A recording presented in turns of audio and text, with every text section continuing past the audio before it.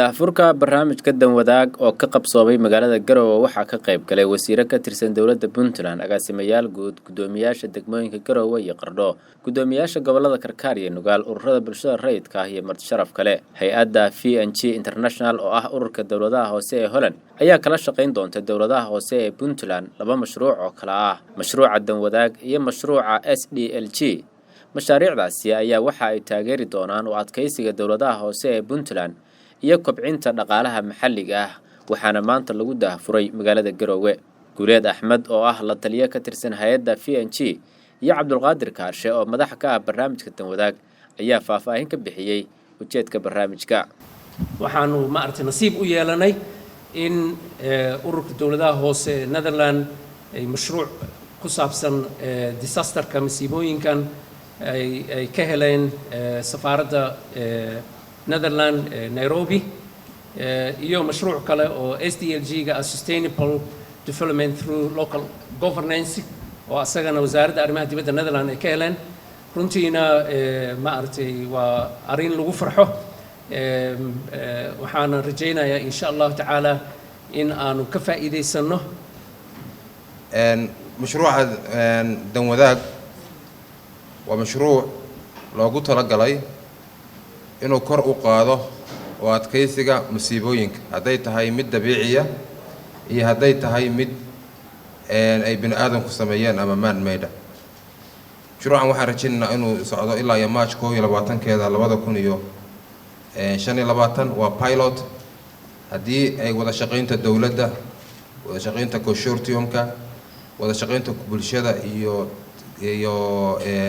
ururada bulshada rayidka iyo community-ga iyo dawladaha hoose iyo qaybo ka duwan ee dawladdu uu hagaago oo loo shaqeeyo common objectives. waxaan rajaynaynaa mashruucan inuu noo sii ballaarto isagoo intaan ka magnitude weyn isagoo intaas ka ballaaran waxaynu nagu xirantahay annaga sidaan uga faa'iideysano una abuurno baahida jiritaanka mashruuca mar labaad. duqa degmada Garowe, duqa degmada Qardho, gudoomiyaha gobolka Karkaar iyo gudoomiye ku-xigeenka gobolka Nugaal ayaa dhankooda munaasabada ka hadlay.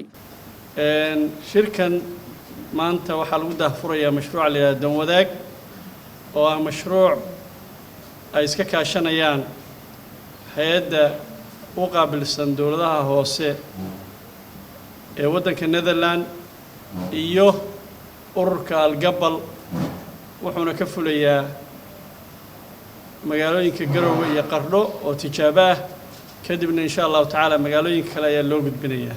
waxaan ku dardaarmayaa anoo warka soo koobaya in mashruucaas sida uu yahay oo loo qorsheeyay looga faa'iideysto qolo walbana doorka ay ku leedahay maadaama hay'adaha dawladda oo kala duwan oo laba heer ah iyo hay'ado kale ama warbaahin ha ahaato ama keer ha ahaato ama VNG ha ahaato ay ka qayb galayaan in qolo walba sidii saxda ahayd oo loogu talagalay looga faa'iideeyo. waxaa waajibna waa inaanu ka qayb qaadano wixii nagaga aadan hadday tahay muxuu ku yiraahdaa xagga wacyigelinta hadday tahay xagga baraarujinta dadka ku baraarujinayno. runtii waxaa la rabaa in si nugle looga faa'iideysto maadaama mashruucan uu yahay mashruuc pilot ah oo lagu tijaabinayo labada degmo ee ah Garowe iyo Qardho. runtii qaybaha ay ka kooban tahay ama wada shaqayntu leeyihiin waxaa la rabaa inay si tahay ay uga wada qayb qaataan mashruucan. asalkiisu wuxuu noqonayaa dawladaha hoose in laga hirgeliyo mashruuca kan wax badan baa maamul dejin la soo waday. agaasimayaasha guud ee wasaaradda arrimaha gudaha, wasaaradda gargaarka iyo maareynta masiibooyinka iyo wasaaradda deegaanka oo ka hadlay munaasabada ayaa mashruuca bogaadiyay.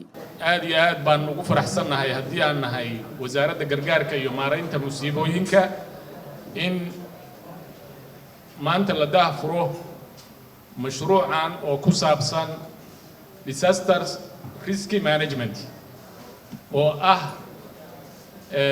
waxyaabaha loo aasaasay wasaaradda cusub oo ay tahay inay wax ka qabtaan humanitarianka iyo disaster managementiga.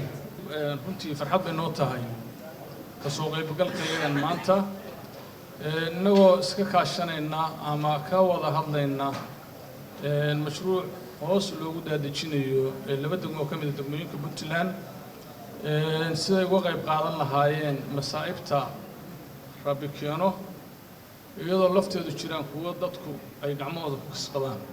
kaliya waxaan rabaa inaan xoojiyo mashruucaanu ama projectigaanu waa mashruuc la wada leeyahay oo bulshada Puntland oo dhan heer wasaaradeed iyo heer dawladda hoose iyo heer NGOs iyo hay'adaha bahwadaagta mashruuca danwadaag dhammaan laga qayb qaadanayo. marka waxaan rabaa qolo walba waxa uga aadan oo fududeyna inay ka geysato haddii alla idmo. wasiir ku-xigeenka wasaaradda gargaarka iyo maareynta masiibooyinka Leyle Cabdi Cartan iyo wasiiru dowlaha wasaaradda qorsheynta Shaakir Maxamed ayaa dhankooda munaasabadda hadal ka jeediyay. insha Allah ta'ala wasaaradahan anaga agaasimihiiba intii wasaaraddeenu ahayd iyo intay dhii lahayd ba dhahday. waxaan aad u soo dhaweynayaa maalmaha soo socda iyo barnaamijkan muddada uu socon doonaba inay noqoto maadaama tijaabo yahay in aan si niyad ah oo run ah aan uga miro dhalino. dhibaatada waa ka hortag iyo ka daba tag. waxaanu hadda ka hadlaynaa waa management, waa sidii loo manage lahaa markay dhacdo, laakiinse waxaa fiican ka hortaggeedana in lagu daro doodaha iyo wacyigelinta oo ay u badan tahay goobaha waxbarashada. ugu dambeyntiina wasiir ku-xigeenka wasaaradda arrimaha gudaha federaalka iyo dimuqraadiyiinta dowladda Puntland Cabdiweli Male Xirsi ayaa munaasabadda si rasmi ah u daafuray. waxaan boorinayaa shaqadan in sida wadareedka oo cid walba meesha ka leedahay hay'adaha caalamiga iyo degmooyinka iyo gobolada iyo mid kasta meesha ka leeyahay inuu qaato oo dhiirigeliyo. labada gudoomiye degmo waxay yiraahdeen waxaana loo soo daadajiyo shaqooyinka nala ka hayo. shaqadan hadda idinka inii imaanaysaa waxaan u malaynayaa in wasaaradda arrimaha gudaha iyo wasaaradda deegaanka iyo wasaaradda qorsheynta iyo ayna midna gacantooda ku soo saxeexnay heshiis baan la soo galnay. heshiiskaasi cidda ay la shaqeynayaan ama meesha ka shaqeynayaan ama cidda gacanta ku qabanaysa waa degmooyinka, laakiin waxaan idinka rabaa inay sida ay tahay aad u maamushaan, sida ay tahayna dadka u gaarsaan. suxufiyiintu wayna maqlayaan shaqadaana waxaan rabnaa in la dardargeliyo oo loola shaqeeyo hay'adan maadaama disasterkii iyo dhibaatadii degmooyinka ka jiray iyo tababarida ka shaqeynayso in laga shaqeeyo. aad baa u mahadsantihiin. waa inoo daahfuran yahay mashruucani. Jaamac Cabdiraxmaan Sheekh Axmed Faande, warbaahinta dowladda Puntland, Garowe.